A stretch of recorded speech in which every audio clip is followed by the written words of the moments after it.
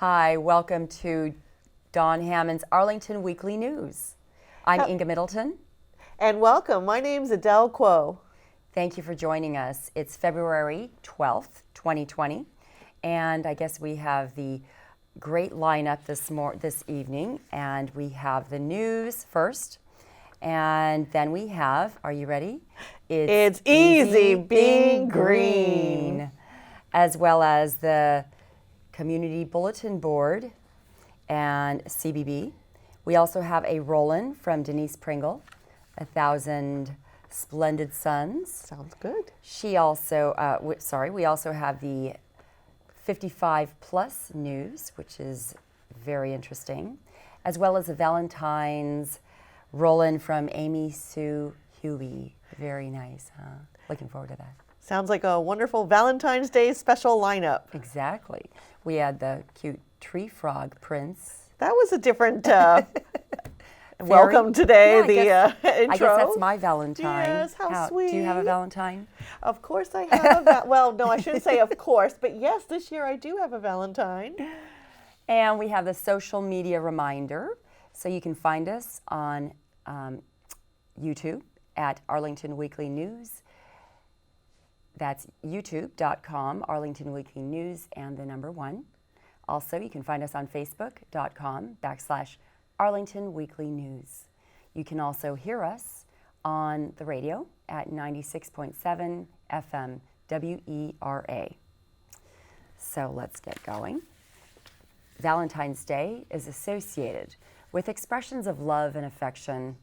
It is also a good time for sellers of flowers, cards, chocolates, and comfort food for the lovelorn. Our friends at Arl Now News website seem to have the spirit. Their main stories are mostly of gentle, positive nature. Arlington's putting up their no scooter zone signs. Arlington Quarterfest is offering chances to win CAPS tickets. There is a Move Me festival coming up on February 29th. And it seems to be a week for nice news. Now for you, Adele. Well, thanks. We're moving on. Meanwhile, Arlington County's newsroom has sent an email stating, police need your help to prevent larcenies from auto. Uh-oh. On a positive note, they state that the police department is announcing charges that have been brought against an 18-year-old resident of Washington, D.C. and some juvenile accomplices. The charges involve stolen auto, grand larceny, credit card larceny, and more. The article goes on to state that thieves are looking for easy, low-effort opportunities to steal from hardworking members of the public. It also recommends locking car doors and removing all valuables from your car. Back to Inga. That's worrisome. Yes. An analysis of the text from Arlington's newsroom raises a couple of questions. The simple question is, was it really necessary to refer to hardworking members of the public? Thieves can steal from retirees just as easily. Even a lazy person could be a victim. More seriously, as recall recent reports of thieves smashing car windows and stealing airbags from areas near Pentagon City. In those cases, a locked door simply guaranteed a smashed window. The real solution for that area is improved police surveillance. Back to you, Adele. Well, one must be careful with their car belongings. I know my sister's been a victim. Oh, I've been a victim many times. Well, Not fun. On to more happy thoughts. Here's some history about St. Valentine himself. It actually depends on whose history you read. St. Valentine could have been a bishop who was martyred in the year 269, or a priest who died on November 3rd, a missionary who died on January 7th, or a 5th century priest and hermit who died on July 4th, and several others. It was only the first St. Valentine, the bishop, who was murdered on February 14th, so he seems to be the one whose death is being observed. However, it might be nicer to celebrate his birthday instead. That was interesting. Well, Do you want to do It's Easy Being Green? I guess Adele? it's that time again. Seems like you've been talking a lot, but why don't you go ahead and indulge us? Great. Well, welcome back to another It's Easy Being Green. My name is Adele Quo, and our mascot, Joe Tree Frog, wishes Arlington a happy Valentine's Day. A list of wacky plants for Valentine's inspired us. The top 2 strangest plants in the world, number 1 is pitcher plant, and number 2 is Venus flytrap. They are both carnivorous plants. And hopefully Joe is okay over there. Turns out there are many species of carnivorous plants in the United States, and most of them are found here in the Southeast. Even more unbelievably for most is that the number 1 weirdest, the Sarracenia species or pitcher plants, occur natively and naturally as part of our bog heritage in Virginia. Sadly, almost all bogs have been lost in Virginia through drainage, development, or neglect. So our native Sarracenia flavor, which is the yellow pitcher plant, and Sarracenia purpurea, which is the purple pitcher plant, are both endangered. Formerly occurring in 8 counties in Virginia, Sarracenia flava is now down to only 1 population, totaling less than 100 plants. Another carnivorous species found in Virginia include the Drosera or sundews. The leaves are covered with reddish glandular tentacles that secrete a sticky nectar that lures in the insects. Once trapped, the insect struggles stimulate the surrounding stalks to fold inward, and once the insect is enfolded, the process of digestion begins. The second strangest plant in the world is from neighboring North Carolina, Dinonia muscipula, or Venus flytrap. Oh, that one's a lot easier to pronounce. Perhaps the best known of the carnivorous plants, the Venus flytraps in the wild are becoming increasingly uncommon due to a combination of habitat destruction and unlawful collection of this endangered species. These 3 fascinating and rare plants make a unique gift and conversation starter for parties.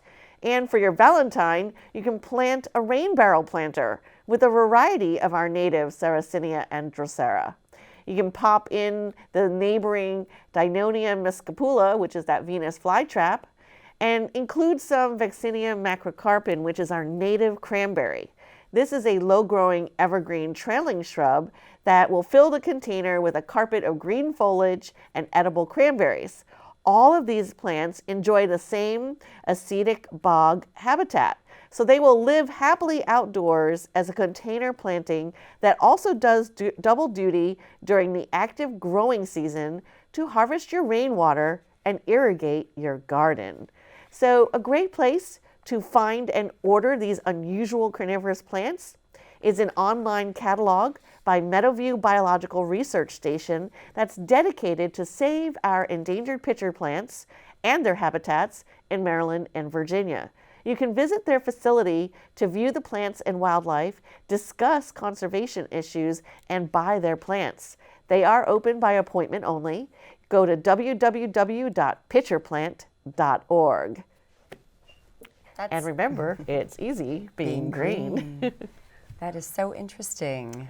Yep, so if you find yourself a little pitcher plant, I guess your beloved listened. I know, how cute. And it's funny, I always thought plants and vegetables were vegetarians. Weird. They evolved to become meat eaters. Very strange. Though graffiti is often seen as mere vandalism, there have been some serious graffiti artists throughout history. Jean-Michel Basquiat was one such artist, elevating graffiti into the realm of gallery art. As part of the library's Black History Month celebration, there will be a presentation about the renowned artist. It may help you create your own work in a similar style. That's on Wednesday, February 19th from 6 to 7 p.m. at Columbia Pike Branch Library, 816 South Walter Reed Drive. Attendance is on a first-come, first-served basis. Now to you, Adele. Great. Another community bulletin board here on invasive plants, which is another favorite topic of mine. Invasive species can quickly destroy local ecosystems due to a lack of natural predators, so it's important to keep populations down. Join community volunteers to remove invasive plants from Benjamin Banneker Park and reclaim it for native species. Tools and training will be provided, but you're welcome to bring your own tools as well. Any volunteers under 18 years of age must be accompanied by a parent or guardian. This is happening on Saturday, February 22nd from 10 a.m. to 12 noon at Benjamin Banneker Park. That's at 1680 North Sycamore Street. And back to Inga. Thank you, Adele. Another announcement from the CBB Stories Community Bulletin Board is about the Bully Pulpit. History fans rejoice. The Columbia Pike Book Club is featuring a discussion of the book, The Bully Pulpit. Not only does it have pictures of Teddy Roosevelt and William Howard Taft on the cover, but it was also written by Doris Kearns Goodwin, who has often appeared on TV.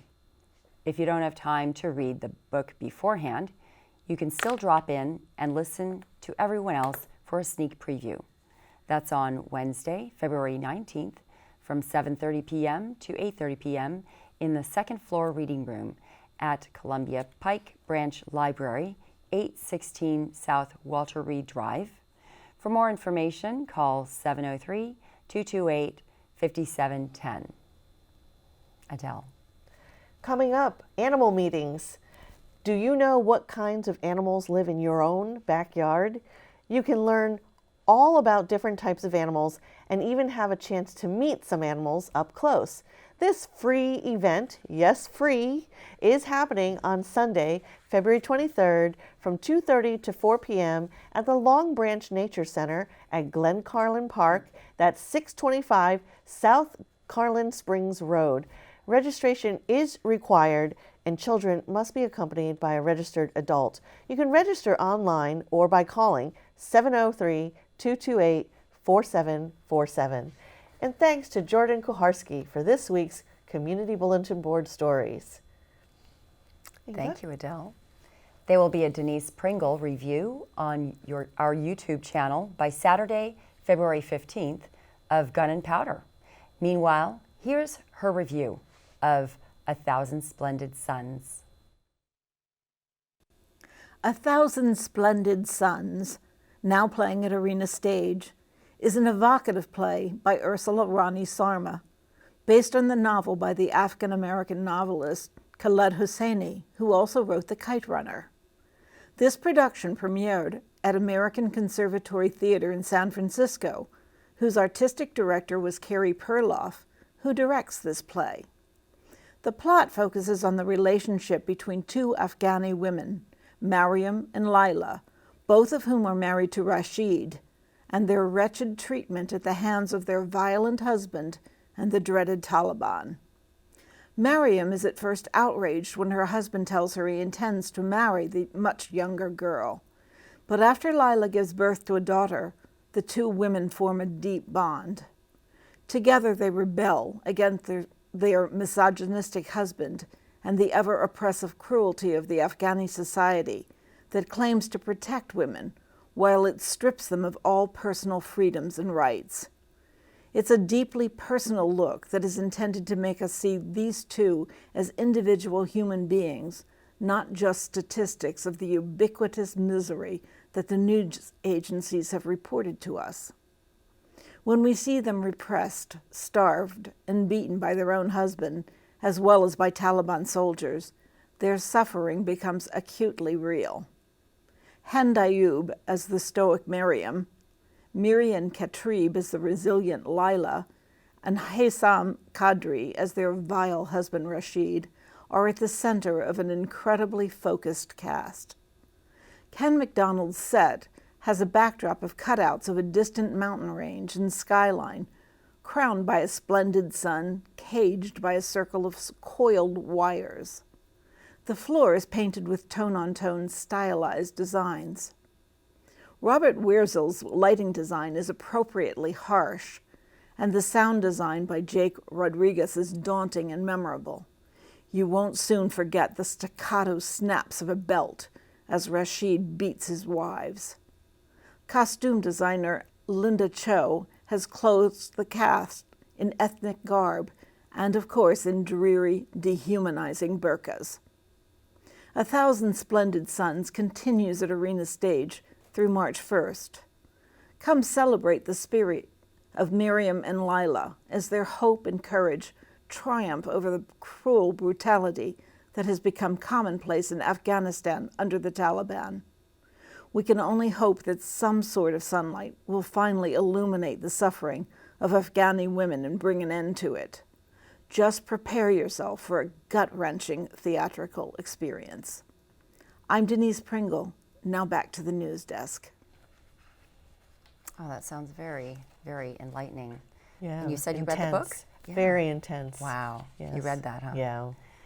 Well, we have the 55 plus news. When it takes too long to get an appointment with your doctor to answer health questions, it's possible to schedule an appointment with a registered nurse. A registered nurse from Lighthouse Healthcare Incorporated will be available on Wednesday, February 19th from 9:30 to 11:30 a.m. at the Walter Reed 55 Plus Center located at 2909 16th Street South. To schedule an appointment, call 703-228-0955. Back to you, Adele. Well, more health news. On to Medicare. If you are newly eligible for Medicare and want to know more about its benefits, there's a free program coming up. Certified Medicare counselors from the Virginia Insurance Counseling and Assistance Program will be making the presentation. That's coming up on Wednesday, February 19th and Thursday, February 20th from 2 to 4 p.m. at the Department of Health of Human Services located at 2100 Washington Boulevard. That's the Department of Human Services. Space is limited and pre-registration is required, so call 703-228-1700. Back to Inga. Thank you, Adele. Local amateur artists are invited to an art swap. Here's how it works. Each artist can either bring a finished piece of art or create one on site. Some art supplies will be available. Each finished piece will be traded for a raffle ticket. Raffle numbers will be drawn at the end of the event, and winners get to select one of the created pieces to take home or swap. The event will take place on Sunday, February 23rd from 1:30 to 3:30 p.m. at Arlington Mill 55 Plus Center, located at 909 South Dinwiddie Street. For more information, call 703-228-7369. Adele. Great. For homebodies, next we have Netflix and other television streaming services that are changing the way some people watch television. Some TVs have Netflix built in, while others require a separate device. Volunteer Amy Collins will present a live demonstration of Netflix. She'll explain its features and what devices are Netflix compatible. That's on Wednesday, February 19th from 6:30 to 7:30 p.m. at the Arlington Mill 55 Plus Center located at 909 South Dinwiddie Street. For more information, call 703-228-7369. Thanks to Judy Masabny for this week's 55 Plus Stories. That's great. Yep. Well, we have a Valentine's little presentation from Amy Sue Huey. Enjoy. Happy Valentine's Day, Arlington. I'm Amy Sue Huey here with my good friend Miriam tonight. Craig is off on an important assignment. Now, for an important joke. Are you ready? How did the phone propose to his girlfriend? He gave her a ring. What did the sheep say to the other sheep? I love you. You're writing these down so you can say these at the office. Good. And how did the other sheep respond? You're not so bad yourself.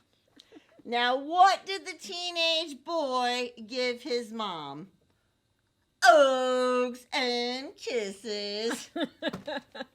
Now, for the first ever annual Valentine's Day games. Now, folks, in case you are the party mom at school, Miriam, this is very important, or Sunday school. I'm the Sunday school teacher at our church, so I'm going to teach you some really fun Valentine's Day games. Are you ready? Oh, yeah. Okay, so can you guys give me 5 seconds on the clock? Are you ready? Okay, grab your heart candy. And the first thing we're going to do is see how fast, can you guys see this? That we can stack up the heart candy. Are you ready? Give us 5 seconds and go. Now, if it falls, we have to start over. Oh my gosh, mine fell. Has it been 5 seconds? Are you doing good? How are you doing over there? Well, I've had a little fall, but I picked Oh, myself, mine fell again. picked myself back up, and I am moving right along. I wish I Has had it been 5 seconds? an Oreo I think base. it's been like 20 seconds. Come on, call it. Call it, guys, call it. I'm calling it. Yay. Wow, Miriam's definitely the winner. Okay, now to make it harder, let me spit my gum out. Okay, this time what you're going to do is take your stick, which yummy, mine got icing on it. You're going to put it in your mouth. I'm going to put your heart candy on it. Oh, I have to give you, and see if you can move it from the plate to the table. And we're going to see, so you have to put your candy back on here, and see who can do it the fastest. And let's do 3 seconds, okay? Because that was the longest 5 seconds I've ever seen in my life. Okay, you ready? Set, go. Oh my gosh. I keep dropping mine. Class, I got 1. Time! I got an Oreo too. Did you get 1? Yeah. Okay, we both got 1. That was a tie. Okay, now this time, what you're going to do is you're going to take a straw and you're going to suck up the heart candy and move it from the plate to the table. Okay, and see how many you can do. Are you ready? Okay. Okay. Ready, set, go.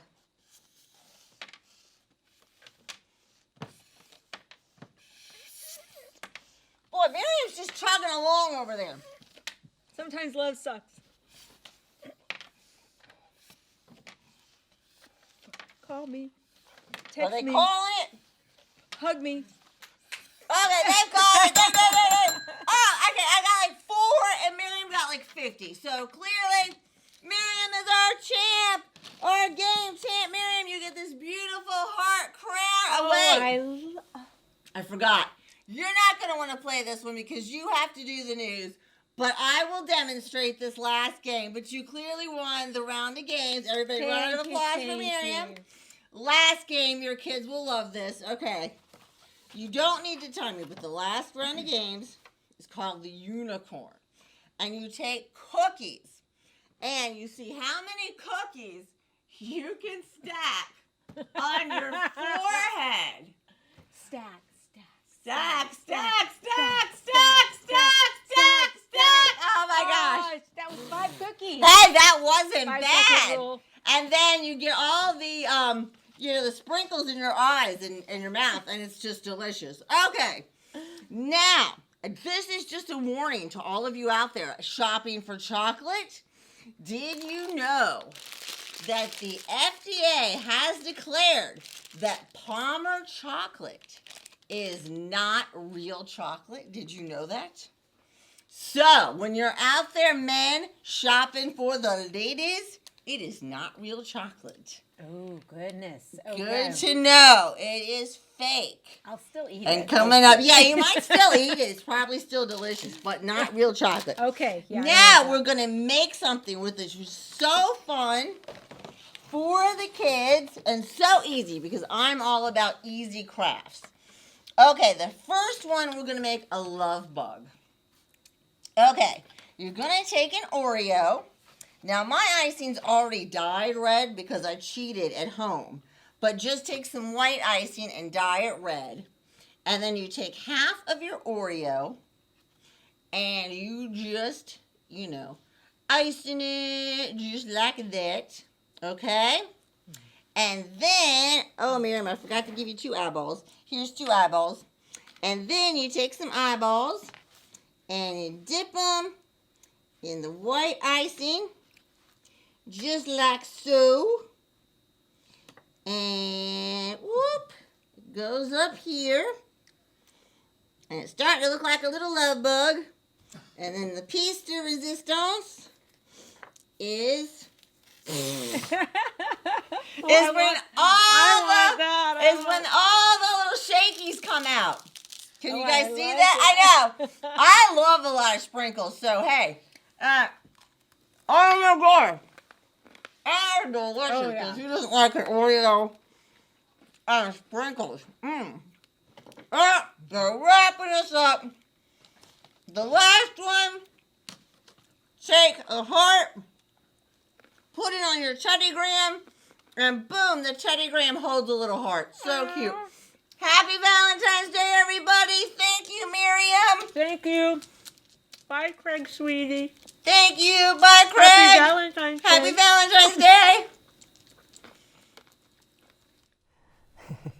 Bye. Well, that looked like fun. I love Amy Sue. She is so funny.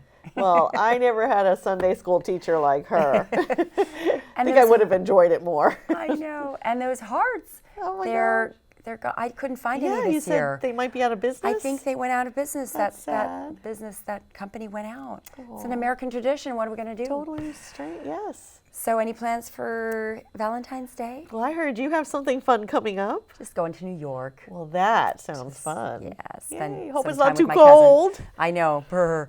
So I'm glad you wore the Valentine colors. We also Yes, have we're President's Day. matching. Yes. Oh, yes, and President's Day is on President's Monday, Day. I understand. So they're kind of overshadowing.